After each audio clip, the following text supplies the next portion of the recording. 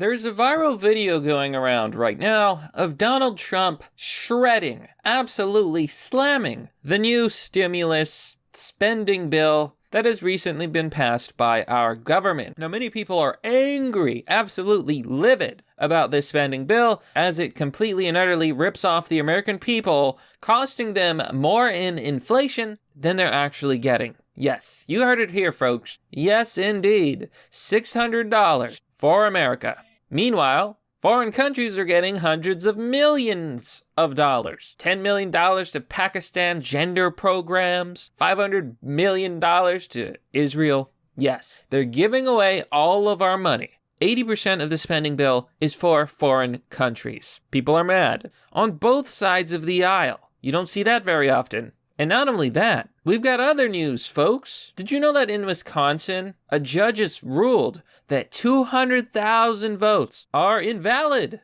And thus, doesn't that mean Wisconsin needs to give its electors to Trump? Hello, everyone. This is Mr. Obvious. And today, on the internet, we're going to talk about all of these stories. Okay, I've got quite a few things to tell you, quite a few things to show you. We have developing cases, big cases. It is happening, folks. Pence is signaling a revolution. Trump is saying, okay, in this video, it's amazing. He talks about the bill. He talks about all the money going to foreign countries, foreign nations. I believe Cambodia was one of them. Why? Who knows? And the fact that Americans are getting $600 right now on Twitter, hashtag stupid stimulus check questions is trending. And people are spreading these memes. I can't even show you some of these memes. They are spicy, spicy, spicy. People are like, what is $600 going to buy me, huh? It's not enough for rent. It's not enough for utilities, gas, bills. $600 measly dollars. Are you kidding me? Yes, $600 goes a long way. But for most people, it won't even pay rent. What are people supposed to do with that? They gave away 80% of the bill to foreign countries. What about our people? Shouldn't we have gotten that money? It's insulting because all they're doing is inflation, inflation, inflation. We're losing more than we're getting. It's our money. They're stealing it and giving it away. Now, Trump said something very interesting in this viral video. He said, Congress, you need to take out all of this pointless bullcrap out of the bill. You know, there's like a provision in the bill for Smokey the Bear. You're now able to use his image, I guess, to show him smoking. There was some rule that said you can't or something like that. I mean, it's ridiculous. The bill is full of nonsense, and it got passed because this is the way our system works. It is absolute nonsense. Now, he says something very funny at the end of this video. Trump says, look, you need to fix this because the future administration is going to have to deal with this. And that future administration might just be me. Oh, and that's hilarious. We'll see, Trump. We'll see. There's a few developments in this regard of, a contested election, Trump versus Biden. The Democrats are saying Biden has already won. Certainly that's what the media is saying. Biden won. He's got the electoral votes. But not so fast. I want to show you this article on the Gateway Pundit. Will Wisconsin Republicans reassign the current Wisconsin Electoral College votes to Trump after a judge rules that over 200,000 Biden votes are illegitimate? Very, very interesting question. Now, this is a big story, folks. They go on to say, we reported last week that the Wisconsin Supreme Court agreed with the president's position on indefinitely confined cases. The Wisconsin Supreme Court has ruled in favor of Mark Jefferson and the Republican Party of Wisconsin. But the court noted that a determination must be made in every case before tossing a ballot, as President Trump has sought in a separate lawsuit. They need to spell check this stuff. Under Wisconsin law, a voter may receive a ballot by mail and bypass Wisconsin's voter ID law. If the voter by his own determination concludes he is confined based on age, physical illness, or infirmity, this would fall with roughly 215,000 voters in Wisconsin who say they were indefinitely confined, nearly a fourfold increase from 2016. Oh boy. The court has said, basically, that no, none of these people were indefinitely confined. They say the government's interpretation of Wisconsin's indefinitely confined was erroneous. A county clerk may not declare that any elector is indefinitely confined due to a pandemic. They say that just because of COVID-19, you're not entitled to obtain an absentee ballot. It's very simple, folks. There are 240,000 indefinitely confined cases in Wisconsin. Most are illegitimate, and most of these are for Joe Biden. There it is. A judge has agreed that the votes are illegitimate, and Republicans should eliminate everyone. Okay, let's say we're going to take this judge's determination as true, which, according to the law and the legal system, we do. That's enough to flip Wisconsin alone. Forget about the okay, don't forget about it. What am I saying? In many of these states, it's been claimed that they held unconstitutional elections. I happen to agree, for legal reasons. The point is, this is enough to flip the election for Trump in Wisconsin.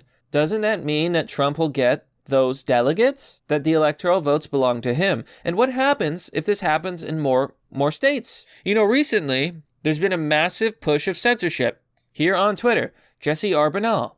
YouTube has decided that my opening statement in the U.S. Senate, given under oath and based upon hard evidence, is too dangerous for you to see. They removed it.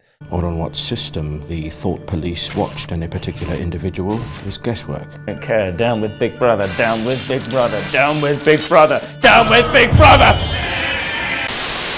Please let us go to court. That is the full context. That is perfectly reasonable to say and completely factually accurate. Now, regarding the upcoming rumors about Pence rebelling against the establishment, taking back the mantle for the American people. Well, one constitutional lawyer argues that Pence must reject any electors that are fraudulently certified. Here on the National File. Following headline, law prohibits Pence from accepting electoral votes from fraudulently certified states, constitutional lawyer says. Ivan Racklin says, Vice President Pence can request states to send electoral college slates that actually reflect the will of the people. Very interesting. What we're looking at here is legal theory. And according to this expert, a lawyer, certified lawyer, he says that Pence may have a duty to reject any electoral votes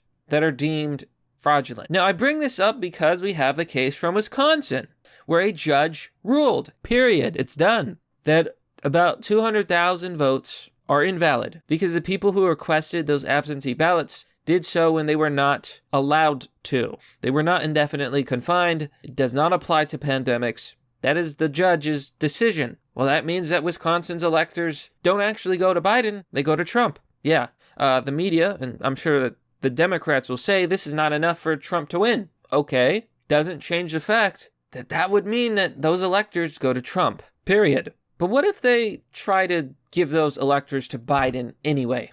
Can Pence then say, a judge said that these votes didn't count, these electoral votes should go to Trump? I refuse to count anymore until we have these cases settled, including the cases in the other swing states.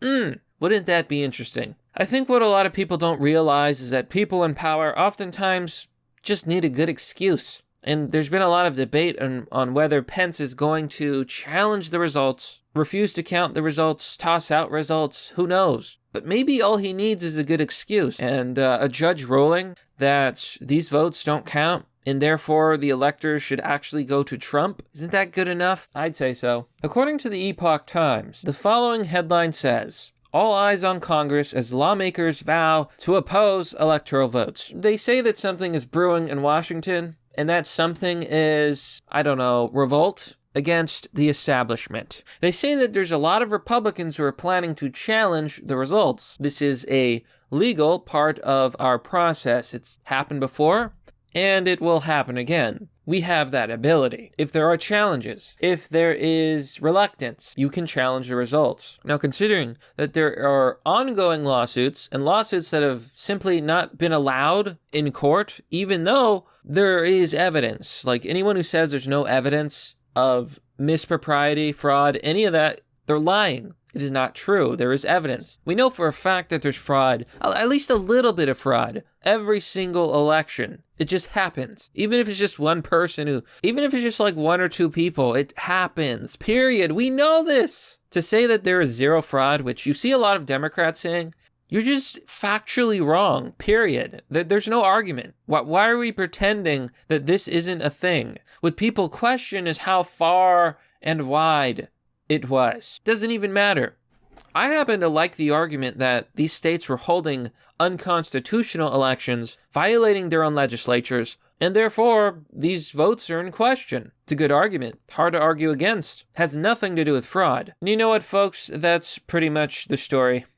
I want to leave this video off talking a little bit more about the COVID stimulus package. This is where our money is going. Pakistan gets 25 million. Asia gets $1 billion. Egypt gets $1 billion. Sudan gets 700 million. Ukraine gets 400 million. Israel gets 500 million. Burma gets 135 million. Nepal, 130 million. You get the idea. What do American citizens get? $600. This is the establishment. And you have to remember, at the end of the day, Trump was the anti-establishment candidate. Biden is pro-establishment. This is what he's going to push. They're going to give millions of dollars to these government agencies, to these foreign countries, and what do you get? A measly $600? They're taking more from you in tax, in inflation. You're losing money. Twitter's mad.